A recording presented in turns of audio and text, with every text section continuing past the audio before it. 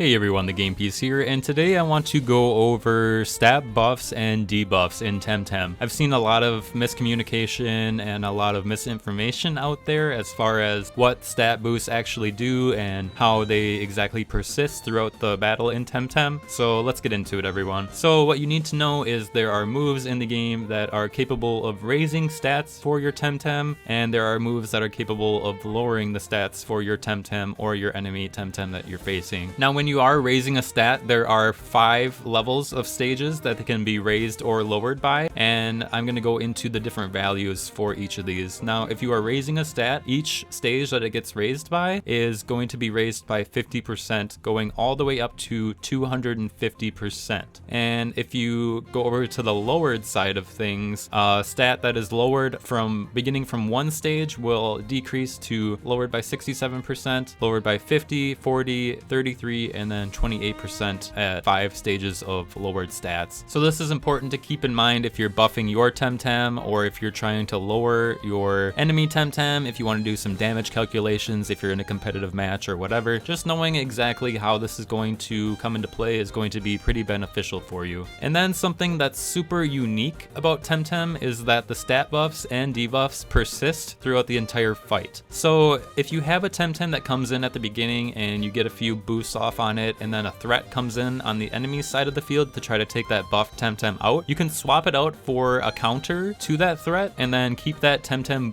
boosted in the back and then bring it back in later to sweep and essentially clean up the game. So this is going to be very, very important to keep in mind for people. I've seen a lot of people think that the stats do reset upon switching out, but they do not. They only reset after the battle's over. So they do persist throughout the battle. Important to keep in mind, important to play around that with your enemy, and also you can make a strategy around that too. If you want to go ahead and buff one of your Temtem and switch them out early and then bring them back in at the end to sweep and clean up, I mean, that's an option for you. It's really something that you have to keep in mind and work around when you're building your teams and also when competing. So this is definitely critical information that I believe that everyone should be aware of. So I definitely hope that this helped you out. And if it did, please feel free to leave a like and subscribe for more Temtem guides and content like this in the future. So thank you guys so much for watching. I really appreciate it. Have a great rest of your day.